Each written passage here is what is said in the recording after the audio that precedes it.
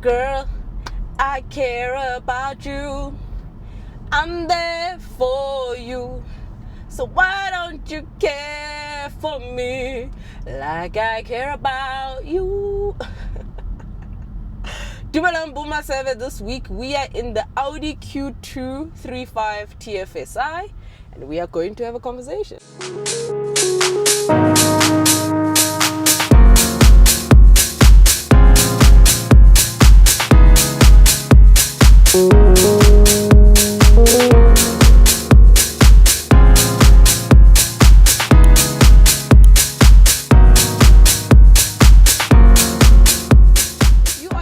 Welcome to the family. I hope you guys enjoy and join us by subscribing, liking and commenting and letting me know what you think of my car reviews.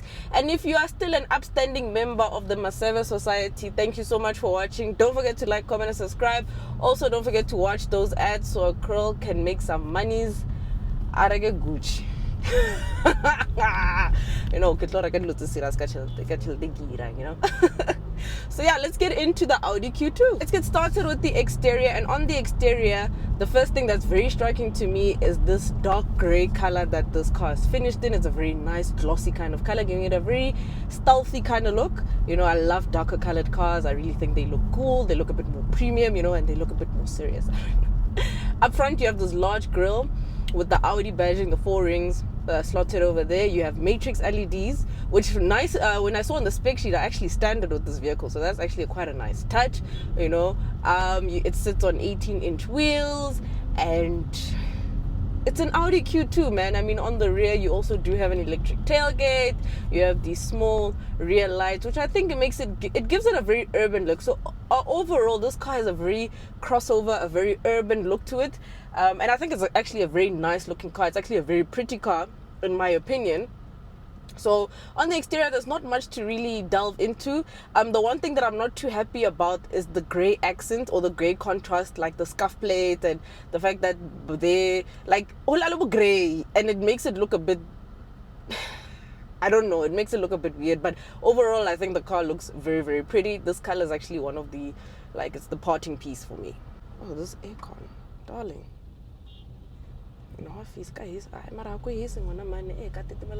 Anyway, right, moving on to the interior, you are met by a multi-function steering wheel. You also have a small infotainment system screen. This one does not go into the dash like the older Audis did. You have these aircon vents, you have your climate control menu. I love the fact that they use conventional buttons, so that's cool. And you have your volume button also at the bottom here. You have this very nice gear lever, which I think it's very pretty. And you have a swivel knob that is used to operate this infotainment system screen. So this infotainment system screen is not touchscreen, unfortunately.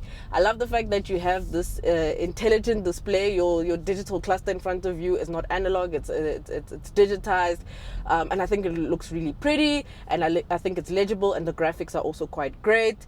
And secondly, that's just about it. I think you guys know where I'm going with this car. You have a small sunroof over here.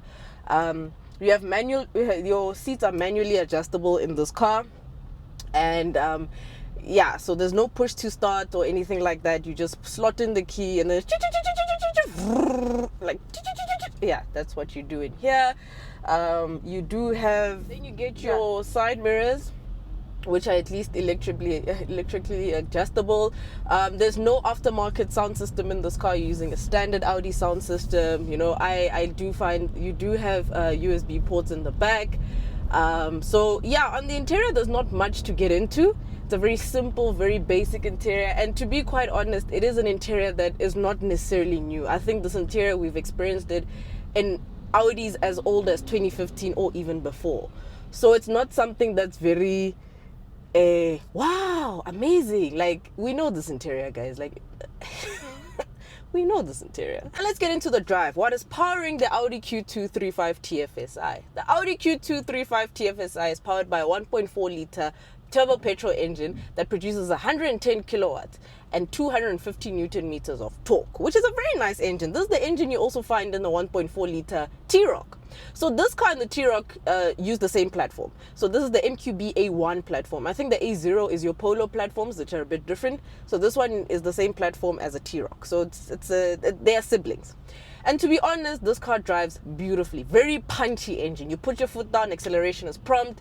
You know, there's very little road noise considering that it's sitting on such big wheels for a very small car. And I think the compact size of this car just gives it a bit of better performance on the road. It's a bit more agile. Overtaking is a bit easier. Because like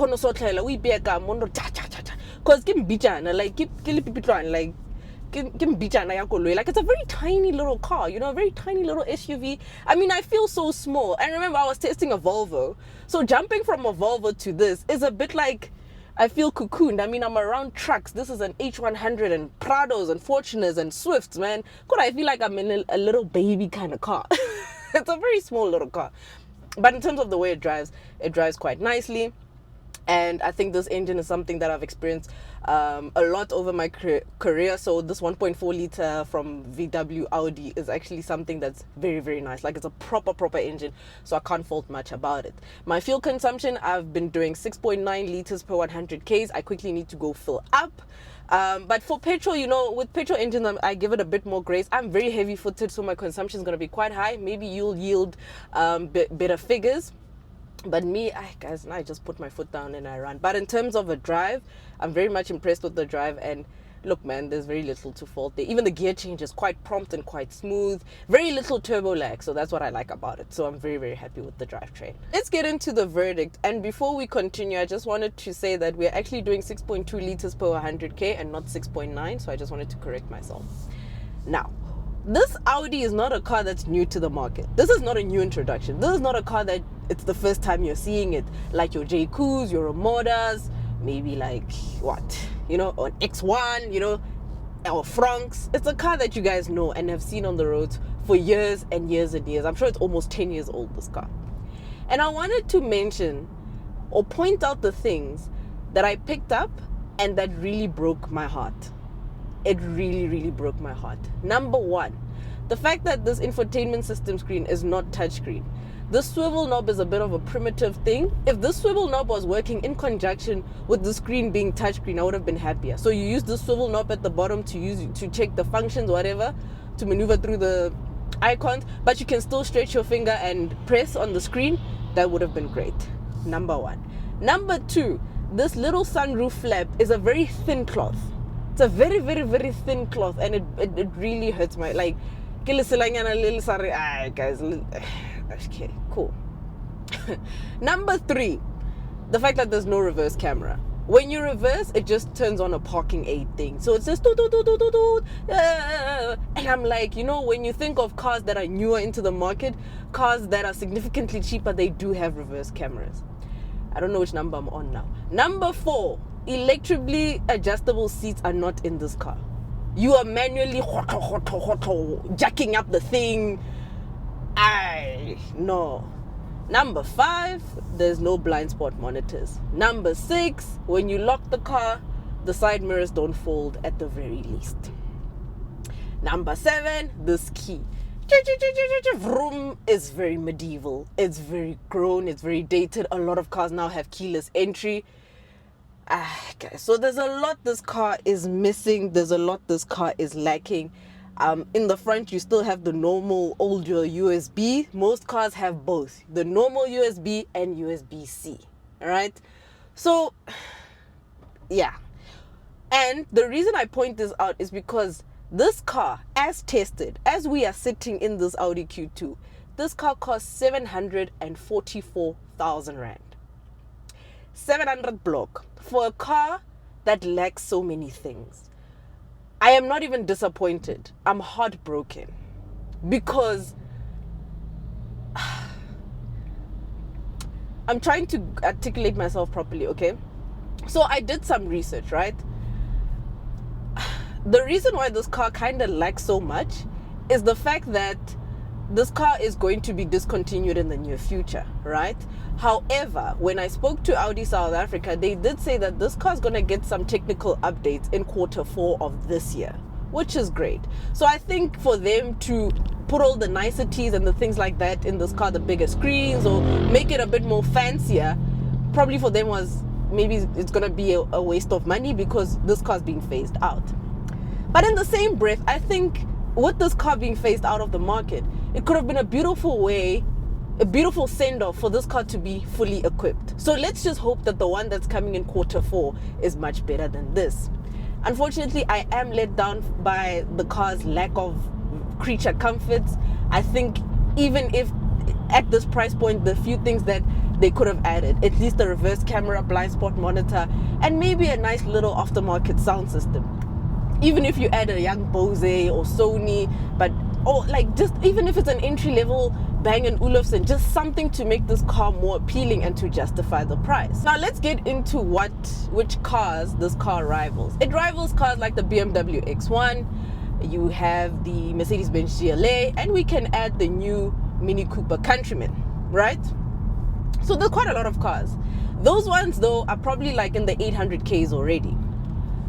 So it's a bit of a here and there, whatever.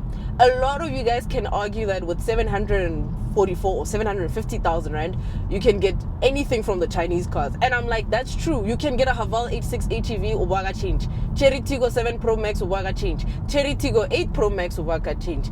JQ J7, Ubaga change. There's so many cars you can get that are probably better equipped and better spec'd at 750,000 rand. So that is a given.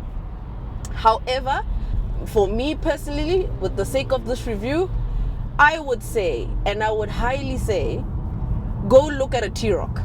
It's the same car, just a different badge or a different manufacturer and a different look. The T-Roc 2-liter R-Line starts at 713. So you can get a bigger engine for less, right? Or you can just stay with the 1.4, spec it nicely, and you still have a nice car just under 700,000 rand, right? So for me, I would definitely say consider the T-Roc, because already the X1 is 850 starting. GLA is a bit expensive. I think the Mini is around this pricing. So the Mini Cooper is also a nice rival. But I think like in terms of the closest, like the most close rival, the T-Roc makes more financial sense than this car. And I'm sorry to say it. So I really do think that you can consider the T-Roc. In the same breath, this could probably be my reckless buy. I really do like the Q2, and I probably, if I had crazy money, I would buy it. And I think ultimately the Q2 is a car that you buy it because you want it. It's not a car that you buy because, you know, it makes sense, whatever. It's a car that you buy because you want it. No one can deter you from buying this car. It's like people who buy Fiat 500s. I find them to be very small, but there's a market for it. It's the same with the Q2. Like people who buy quirky and individualistic cars, like your Opel Moccas and stuff like that. Those are like, or someone who has really crazy money and buys like a Ford Raptor. You understand? Like the Raptor is just like it's just obnoxious and whatever, but it's justified. So I'm trying to just paint a picture that this car is very left field and will appeal to very individualistic people, and people want something different. It's like the person who buys a VW Tiggo. You leaving the T-Cross makes a bit more sense, but you're going for a coupe nyana. Like, you know, if you guys are getting what I mean. But ultimately, at 744,000 rand, I think the T-Roc is your best bet. So my full verdict on this car is that, you know what? The Audi Q2 is a good car. But it's a bit criminal and a bit unforgivable that they are selling this car at such a hefty price tag when it has almost nothing. This interior is so dated. This interior is something that we've seen before. You know, I know it's getting updates in Q4, but I think this one they could have done something. Especially with it being the entry into premium. This is a car that actually could have been a cash cow for them had they spec'd it more sufficiently. So I'm sorry, I'll have to give this Audi a 7 out of 10, and most of that rating comes purely from the fact that it's a good looking car and it drives beautifully. But I think that I know it's being phased out, and I think it deserved a better send off. I think people who are to buy this car now, I mean, I saw the older one, the pre-facelifted one, yesterday and I was like, there's not much of a difference. It's just the matrix LEDs. And I'm so sorry. Like, I am so sorry, because you guys will always say I'm too harsh on cars when I'm honest. And I'm just like, guys, I can't. I'm not even defeated. Like, yo, this car is good. This car has potential. This car has potential to be such a premium, champion, such a premium little champion. And to be honest, the price tag is a bit unwarranted. If it were up to me, this car with this spec should be 550,000 rand. I don't know what the extra 200,000 rand is for. So ultimately, I'll give the Audi Q2 a 7 out of 10. Good car, drives beautifully, decent, whatever. But the lack of so many things is just making me a bit heartbroken and disappointed in it. And I really do think that if you wanted, go for it. If you wanted, go for the Q2, by all means. It's a great car. But if you want something with a bit more value, I think the T-Roc is your best bet. And it's the similar car. So yeah, guys, I hope you guys, guys.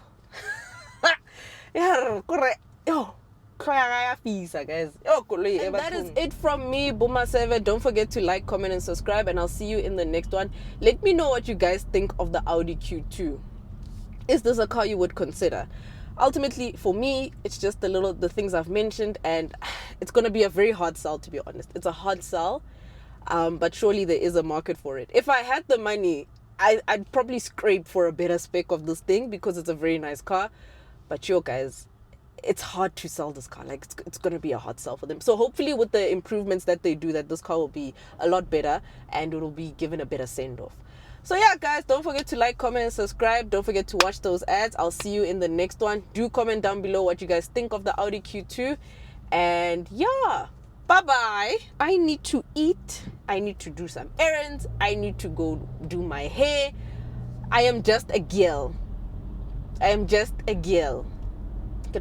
Anyway, sharp. I'm talking. I'm rambling. Bye-bye, guys.